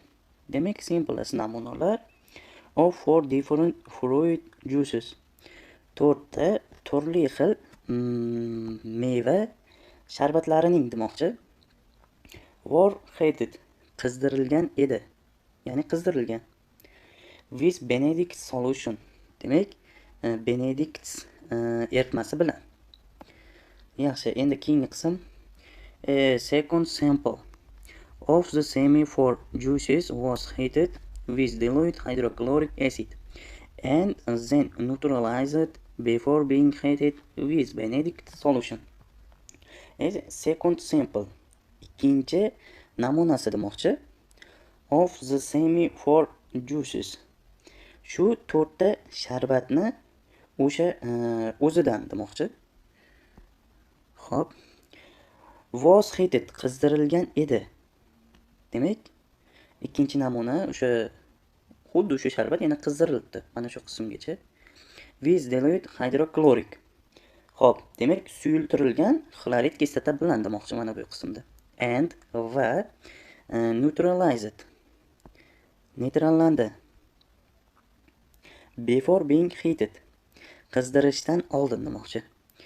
Heated, hop, with Benedict solution, demak eritma bilan. Umumiy ma'noda shu 4 ta sharbatni boshqa namunasi avval suyultirilgan xlorid kislota bilan qizdirilib, keyin neytrallanib, so'ng Benedict eritmasi bilan yana qizdirildi. Faqat e'tibor beramiz, dastlabki eritma yana mana shu qismda ishlatilmoqda. Mana shu narsani nazarda tuting. Birinchisida monosaxaridni aniqlash uchun ishlatilgan, keyingisida disaxaridni, ya'ni saxarozani aniqlash uchun ishlatilmoqda. Endi pastdagi qismga e'tibor beramiz, ya'ni 3-gapga. The table below shows the masses of precipitators formed in each test. Demak, quyidagi jadvalda ko'rsatiladi. Masses bu massalar, ya'ni og'irliklar, of precipitators cho'kmalarniki, ya'ni og'irlik miqdori, mana shu hosil bo'lgan moddani demoqchi. Format bu hosil bo'lgan, in each test. Har bir testda, umumiy ma'noda quyidagi jadvalda har bir testda hosil bo'lgan shu cho'kma massalar og'irligi ko'rsatilgan demoqda. Mana ko'rinib turibdiki, milligramlarda bermoqda. Xo'p, endi wheat juices contains the highest mass of non-reducing sugar. Demak, bizdan so'ralayotgan narsa non-reducing sugar ekan. Ya'ni which qaysi juices sharbat contains o'z ichiga oladi demoqda. The highest mass eng katta miqdordagi demoqchi. Ya'ni the highest mass eng katta miqdordagi of non-reducing sugar, ya'ni qaytarmaydigan shakarni demoqchi. Xo'p, savol qismimizni tushundiki, demak, eng katta miqdordagi qaytarmaydigan shakar qaysi eritmada demoqchi. Xo'p, birinchi qismimizda mass of precipitators before acid hydrolysis. Demak, xlorid kislotadan oldin, kislotadan ishlov berishdan oldin demoqchi. Birinchi massa. Demak, mana bu qismimizda ishlatilgan-ku, ya'ni Benedict reaksiyasi qo'shilgan-ku, mana shuni nazarda tutmoqda. Bunisida esa xo'p, o'sha narsa ishlovi berilgan. After, before'dan bilib olsak bo'ladi buni. Xo'p, endi ishlanishi juda ham oson. Birinchi reaksiyamizdagi eng kam miqdordagi hosil bo'lgan shakar miqdorini olsak bo'ladi bundan. Sabab nimaga? Chunki bunda monosaxarid ekan. Xo'p, bunday olmasak ham farq orqali bemalol bilib olsak bo'ladi. Farq. Demak, 60 dan 70 bu 10, 20 dan 45 bu 25. Bu yerda esa 55 dan 75 bu 20, bu yerda esa 0. Nimaga bir-biridan har xil ayirib tashlayapsiz deb savol berishlaring mumkin. Bu shunchaki hech narsani anglatmaydi. Ya'ni shakar miqdori qanchaga ortib turganini bilish orqali topmayapmiz biz. Boshida dastlab monosaxarid 60 gram hosil bo'lganda, bunda 70 gram hosil bo'lib qopti. Demak, 10 gramga shakar miqdori ortgan. Demak, non-reducing sugar bu yerda 10, ya'ni saxaroza 10. Bu yerda esa 20 hosil bo'lganda monosaxarid dastlab. Bu yerda esa 45 bo'lib qoldi. Saxaroza 25 milligram tashkil etadi bu yerda. 55 gram boshida edi, variantimizda 75 oxirida bo'ldi. Demak, 20 gram keyin saxarozadan parchalangan. Chunki hydrolysis, ya'ni xlorid kislota qo'shilgan. Hydrochloric acid qo'shilgan. Undan keyin neytrallangan, ya'ni saxaroza kislota qo'shilib monosaxaridga parchalangan. Monosaxariddan keyin u glyukoza bilan fruktozaga aylanadi-ku, ya'ni parchalanganda saxarozamiz. Shu sababli shakar miqdori ko'p chiqqan. Bu yerda esa o'zgarishsiz qolgan, ya'ni saxaroza umuman mavjud emas. Shu sababli eng ko'p miqdorda hosil bo'lgan non-reducing sugar aniqlang deganligi sababli bizda B variantimiz to'g'ri. Xo'p, ustozlar, keyingi testga o'tamiz. A teacher demonstrates of the following biological tests on 4 food samples. Demak, a teacher, bir o'qituvchi, demonstrates, xo'p, ko'rsatdi yoki namoyish qildi demoqchi. The following, quyidagi biological tests, biologik testlarni demoqchi. On 4 food samples, 4 ta oziq-ovqat namunasi ustida. Demak, bir o'qituvchi 4 ta oziq-ovqat namunasi ustida quyidagi biologik testlarni ko'rsatdi, ya'ni namoyish qildi. Bularda mana kraxmal, reducing sugar, oqsil va yog'. Mana shularning ustida ekan. In one of the food samples, a banana milkshake was found to contain reducing sugar, protein and lipid. Xo'p. Endi bizda bir of the food samples oziq-ovqat namunalarining birida banana milkshake. Demak, bananali milkshake edi. Ya'ni oziq-ovqat namunalarining biri bananali milkshake ekan. Was found to contain tarkibi borligi aniqlandi demoqchi. Tarkibda esa reducing sugar, oqsil va yog' mavjud ekan. Xo'p, endi savol qismiga to'xtalsak, which of the food samples shown in the table below could be banana milkshake? Xo'p, mana shu tarkibidagi mana bu bor bo'lgan moddalar qaysi namunada ko'rsatilgan bo'lishi mumkin demoqda. Ya'ni qaysi javob variantida. Quyidagi mana shu jadvalda oziq-ovqat namunalarining birida qaysi birida bananali milkshake bo'lishi mumkin? Demak, tushundingiz? Bananali milkshakening tipida tarkibini berdi. To'g'rimi? Reducing sugar, protein, lipid. Endi mana shu narsalar bo'lsa bananali milkshake bor bo'lar ekan. Pastda esa bizga topishimiz uchun ranglarni berdi. Shu ranglar orqali mana bu narsalar borligini aniqlaymiz va banana milkshake qaysi oziq-ovqat tarkibida borligini bilib olsak bo'ladi. Demak, demak qo'shilgan tepada 4 ta bizga eritmalar bor. Ya'ni birinchisi butyric reagenti bu oqsilni aniqlaydi. Buni yozib keting, oqsilni aniqlaydi. Heating with Benedict solution isitildi va eritma qo'shildi. Demak, bu monosaxaridni aniqlaydi. Adding iodine in potassium iodide solution. Demak, bu kraxmalni aniqlovchi qism, ya'ni reagent. Mixing with ethanol and adding to water. Bu esa yog'ni aniqlaydi. Demak, bizda mavjud bo'lishi kerak, ya'ni bor bo'lishi kerak edi kraxmal. Chiqarib tashlaymiz buni, ya'ni dumaloq qolib qo'yaman. Qolgan hammasi bor edi bananali milkshakeimiz tarkibida. Xo'p, demak, bor bo'lishi kerak oqsil qaysi birida bor? Bu yerda purple, pale blue beryapti. Demak, biz pale blue'lar chiqarib tashlasak bo'ladi. Purple bu binafsha rang edi. Xo'p, bu beradi, ya'ni binafsha rang oqsil borligini aniqlaydi. Endi A variantimizda blue beryapti. Ya'ni monosaxarid mavjud emas ekan, bizda mavjud bo'lishi kerak edi. Shu sababli bizga to'g'ri javob C. Xo'p, qolganini ham tekshirib qo'yamiz. Bu yerda C da orange bergan mana bu qismga. Bu ham to'g'ri keladi, ya'ni kraxmal yo'qligini aniqlatyapti. Agar bu yerda black yoki purple yoki lilac yoki xo'p, blue rangi bo'lganda kraxmal ham mavjud bo'lib qolardi va C varianti ham xato bo'lardi. Shu sababli bu yerda to'g'ri qism berilgan. Milky emulsion bu yerda esa yog' borligi aniqlangan, ya'ni etanolda eritildi va suv qo'shilgan demoqda bu yerda. Shu aralashtirilgandan so'ng etanolda yog' erib ketadi va suv qo'shilganda esa mana shu oq emulsiyalanadi. Oq rangli emulsiyaga kiradi. Endi bu yerda ham mana xuddi shunday o'qituvchi yana o'sha oldingida test o'tkazdirilgan. Mana teacher bir o'qituvchi biologik test o'tkazdirdi. Ikkita namuna, o'sha ovqat namunalarining ustida o'z sinfi uchun demoqchi. Birinchi namunamizda demak phospholipids and starch, ya'ni yog' bilan kraxmal borligi aniqlandi. Ikkinchi qismimizda esa, ikkinchi namunamizda yog' va oqsil borligi aniqlandi. Shu bilan birgalikda bunga pozitiv, ijobiy natija chiqdi. Lekin negativ, manfiy natija chiqdi demoqchi reducing sugar uchun. Demak, monosaxarid mavjud emas. Ikkinchi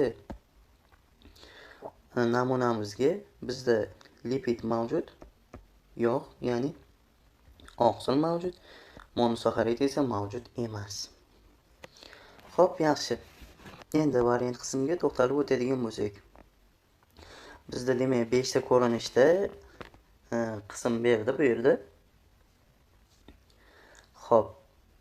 Bularda aniqlab olsak, butyric reaksiyasi bu oqsilni aniqlaydi. Bu monosaxarid, iodine esa bu kraxmalni aniqlardi. Mixing etanol yog'ni aniqlaydi. Bu yerda esa ushbu qism saxarozani aniqlaydi. Xo'p. Bizda starch birimizda, ya'ni simple birimizda bor narsalar starch va lipid. Xo'p, gidrolizlangandan so'ng esa monosaxarid ham mavjud bo'lishi mumkin. Ya'ni mana bu reaksiyadan keyin saxaroza ham chiqishi mumkin. Shuning uchun bor bo'lgan narsalar birinchi mana bu qism birinchi namunamizga tusharmikan, shuni ko'rib olsak dastlab. Pastda bizga variant qism berilgan ekan, mana bunday. Avval savolda bir ko'rib olsak, which of the following options would be correct? Demak, qaysi biri to'g'ri? Ya'ni kutganimizdek qaysi biri to'g'ri ekanligini so'ramoqda. Demak, birinchi mana bu tajribamizda birinchi namunamizga solishtirib olsak, bizda birinchi namunamizda bor narsalar nima edi? Ya'ni birinchi namunamizda bor narsalar bu yog' va kraxmal. Demak, birinchi namunamizda bu yerda oqsil bor demoqda. Bizda birinchi namunamiz haqida oqsil haqida gapirilmagan. Xo'p, 2 Benedict solution. Bu yerda esa monosaxarid bor demoqda. Monosaxarid borligi uchun biz birinchi namunamizga mana bu bir tushmasligini bilib olsak bo'ladi. Ikkinchi namunamizda bor bo'lgan narsalar nima? Yog', oqsil va minus monosaxarid. Ya'ni 2 minus bo'lishi kerak. Demak, biz 3 ni ham tarjima qilishimiz shart emas, ya'ni tahlil qilishimiz shart emas, chunki bu 3-chi qismimizga tushmaydi. Xo'p, 2 ni tahlil qilamiz. Demak, bizda oqsil mavjud. Orange, ya'ni bu yerda kraxmal esa mavjud emas ekan. Milk yog' esa mavjud. Saxaroza ham mavjud. Demak, ikkinchi mana bu qismdagi jadval qismi bu bizda ikkinchi namunamizga to'g'ri tushadi. Ya'ni bu yerda mana lipid mavjud edi, oqsil mavjud edi. Bemalol mana ko'rib olishimiz mumkin. Monosaxarid esa mavjud emas. Undan so'ng mana saxaroza kelib chiqyapti bu yerda. Borligi aniqlanyapti.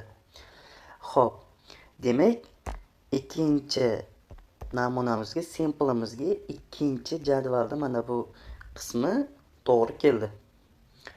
3 ni tahlil qilishimiz shart emas dedim. 4 ga o'tsak, agar 4-chi raqamimiz 1 ga tushsa, shunga qarab variant olishimiz mumkin bo'ladi yoki 3 ni tahlil qilishimizga to'g'ri keladi. 3 da demak, 4 da demak pale deyapti. Xo'p, oqsil mavjud emas edi. Birinchi namunamizda mana bu yerda oqsil haqida gapirilmagan, shuning uchun bizga ahamiyatsiz. Blue monosaxarid esa mavjud emas dedi. Bu to'g'ri qism bo'ladi. Endi bu yoqqa o'tadigan bo'lsak, blue black, demak bizda kraxmal ham borligi aniqlandi. Demak, bu birinchi reaksiyamizga to'g'ri. Milk yog' ham borligi aniqlandi. Demak, birinchi qismimizga bizga 4-chi namuna to'g'ri keldi.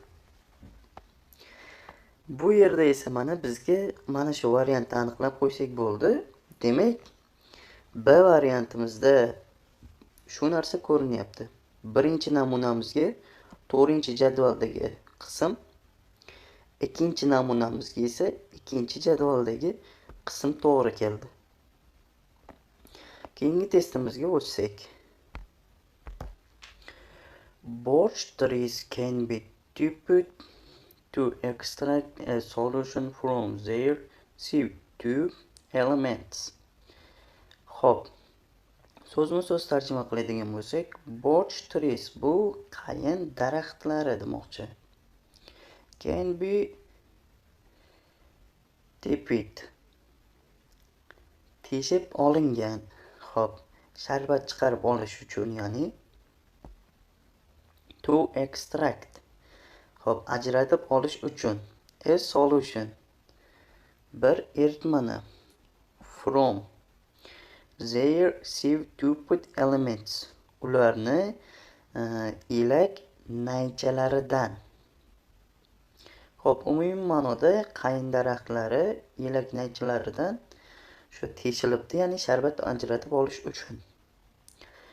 Different samples of the solution extracted from several birch trees were tested. Xo'p, bizda umumiy ma'noda bir nechta qayin daraxtlaridan olingan eritmalarda biologik testlar o'tkazildi demoqda. Which of the following would be the correct result? Xo'p, demak bizda natija jadval ko'rinishida taqdim etilgan. Shu qaysi biri to'g'ri demoqda, ya'ni correct. Natijaning qaysi biri to'g'ri. Demak, bizda before hydrolysis, after hydrolysis, iodine in Ki, ya'ni kaliy iodid demoqchi. Demak, bu yerda monosaxaridni aniqlash uchun, bu yerda saxarozni aniqlash uchun, bu yerda esa kraxmalni aniqlash uchun testlar o'tkazilgan. Xo'p, birinchi variantimizda monosaxarid mavjud emas, keyingi variantimizda monosaxarid mavjud ekan, ya'ni A ni ikkinchi qismida, oxirgisida esa kraxmal ham mavjud ekan.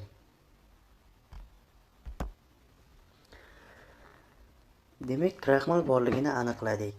Xo'p, B variantga o'tsak, dastlab biz nimani aniqlayotganimizga e'tibor berib olamiz, ustozlar. Yuqorida aytdikki, shu qayin daraxtini sharbatini olindi, ya'ni teshib olindi.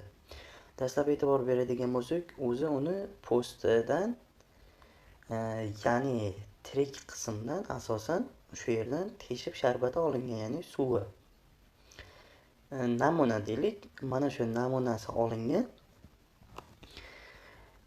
Mana shu qismdan olinganligi sababi uning ichki qismida oziq-modda harakati bo'lmaydi.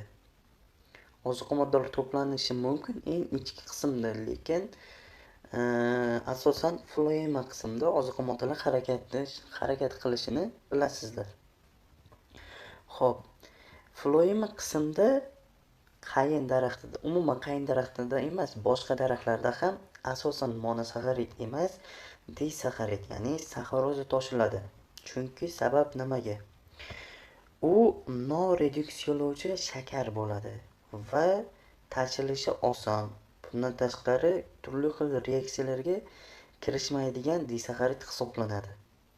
Boshqa moddalarga ta'sir etmaydi va uzoqroq tashiladi. Shu bilan birgalikda bilamizki, daraxtlarda osmotik bosim mavjud. Mana shu osmotik bosimni muvozanatda ushlab turish ham vazifasini bajaradi. Bu aynan o'zimizni darsliklarda keltirilmagan, lekin litsey va kollejlar uchun mo'ljallangan kitoblarda berilgan bo'lishi mumkin. Bundan tashqari tashlagan adabiyotimizda ham bo'lishi kerak. Xo'p, shu sababli biz hozir saxaroza mavjud bo'lgan qismni olishimiz kerak. Bu yerda esa monosaxarid mavjud bo'lmagan qismni olishimiz kerak. Ya'ni before hydrolysis, after hydrolysisda. Xo'p, shunda kraxmal ham bu yuqori molekulyali polisaxarid hisoblanadi. Buni bilamiz va u oziq modda sifatida to'planish haqida ham ma'lumotimiz bor. Demak, hozirgi olgan namunamizni tarkibida floemadan chiqqanligi sababli bu yerda kraxmal mavjud emas. Shuning uchun biz bemalol ayta olamiz, A va D javobni chiqarib bo'ladi. Chunki bu yerda kraxmal bor bo'lgan variantni beryapti. Brown esa jigarrang, bu yerda kraxmal yo'q bo'lgan qismni bossak bo'ladi. Demak, bizda to'g'ri bo'lgan variant C. Sabab bu yerda monosaxarid mavjud emas, disaxarid esa mavjud deyilgan variant berdi. Bu yerda esa monosaxarid mavjud, disaxarid bu yerda mavjud emas. Nima sababdan C variantimni olganimni tushundilaring degan umiddaman. Keyingi testimizga o'tamiz. Using a large number of aphids, the solution from the sieve tube elements of a strawberry plant was extracted as shown in the image below. Demak, so'zma-so'z tarjima qiladigan bo'lsak, using foydalanib a large number of ko'p miqdordagi aphids bu bitlar, ya'ni bu hasharotlar. The solution bu eritma. From the sieve tube elements elak naychalaridan demoqchi, ya'ni phloema qismini nazarda tutmoqchi. Mana shu yerda of a strawberry bu qulupnay, plant esa o'simlik, was extract ajratib olindi deb tarjima qilinadi. As shown in the image below. Demak, quyidagi rasmda ko'rsatilgan. Qulupnay o'simligini elak, ya'ni phloema qismidan ko'p sonli mana shu hasharotlardan foydalanib ajratib olingan. Mana shu ekstrakt. Bu jarayon quyidagi rasmda ko'rsatildi demoqda. Xo'p, mana sieve to be elements sample taken. Xo'p, yaxshi. Endi different samples of the extract solution were tested in the lab. Which of the following would be the correct result? Xo'p. Different turli xil samples bu namunalar ekanligini bilamiz. Of the extract bu esa ajratib olingan solution eritmalar were tested. Sinov o'tkazildi. In the lab. Xo'p, demak, namunalarda test o'tkazilganligi haqida bizga aytdi. Which of the following, demak, quyidagilardan qaysi biri to'g'ri natija demoqchi. Yuqorida tahlil qildikki, mana shu qismdan ajratib olinsa, ya'ni mana bu yerda berilyapti, shu qismdan ajratib olingan eritma, ya'ni shira da saxaroza mavjud deyildi, monosakkarid esa mavjud emas deyildi. Mana bu hasharot esa shu qismdan ajratib olmoqda mana. Yaxshilab belgilaylik ko'rinadigan qismni. Xo'p, demak bu yerda monosakkarid mavjud emas, saxaroza mavjud, kraxmal esa mavjud emas bo'lgan variantni olamiz. Xo'p, bizga jadval ko'rinishida berdi. Demak, monosakkarid mavjud emas, disakkarid mavjud,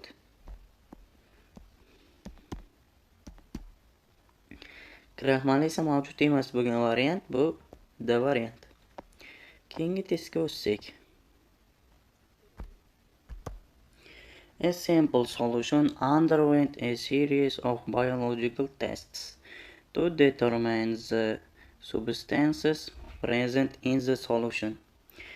A sample solution bir namunaviy eritma. Underwent o'tkazildi. A series of bir qator yoki ketma-ket deb tarjima qilsak bo'ladi. Biologik testlar to determine aniqlash uchun the substances present mavjud moddalarni demoqchi bizga. In the solution eritma tarkibida, ya'ni ichki qismida demoqchi. Namuna eritmasida qanday moddalar borligini aniqlash uchun bir qator testlar o'tkazilgan. Xo'p, keyingi qism. When the Bury test was carried out, a pale blue color was observed. The same observation was made when the sample was heated with Benedict solution. Demak, was carried out o'tkazilgan deb tarjima qilsak bo'ladi. Pale blue color och ko'k rang. Och ko'k rang. Was observed kuzatildi. Demak, oqsilni aniqlash testida, Bury testida The same observation. Xuddi shu kuzatuv was made. Qayd etildi. When the sample namunaga was heated with Benedict solution. Demak, isitilib aralashtirilganda mana shu Benedict eritmasi xuddi shu natija qayd etildi. Ya'ni bunda ham ko'k berdi. Xo'p, mana shu qismgacha e'tibor berib aniqlab oladigan qismimiz bor, ya'ni gapimiz bor. Bu yerda oqsil ham, monosaxarid ham mavjud emas. Mana shu gapimizdan. Shuni bilib olsak bo'ladi. Xo'p, birinchi gapimizda esa namunalarda eritma o'tkazilganligi haqida gapirilgan xolos. Endi uchinchi gapimizga to'xtalib o'tamiz. When the sample was shaken in a organic solvent and then added to water, a milky emulsion was observed. Demak, when qachonki the sample namuna was shaken chayqatilganda demoqchi, an organic solvent organik erituvchida and the added to water keyin qo'shilganda, ya'ni suv qo'shilganda demoqchi, a milky emulsion sutday loyqa emotsiya was observed kuzatilgan. Demak, bu yerda yog' mavjud. Xo'p. Endi keyingi gapimiz. Based on the information given, which of the following molecules are not present in this solution? So'zma-so'z tarjima qiladigan bo'lsak, demak, based on bu asoslanib yoki tayanib deb tarjima qilsak bo'ladi. Information given berilgan ma'lumotlarga. The information given which of the following quyidagi molekulalardan are not present mavjud emas in the solution, ya'ni ushbu eritmada. Yaxshi, berilgan ma'lumotlarga tayanib ushbu eritmada qaysi molekulalar mavjud emasligini aniqlang demoqda. Biz mavjud bo'lmagan eritmani aniqladik.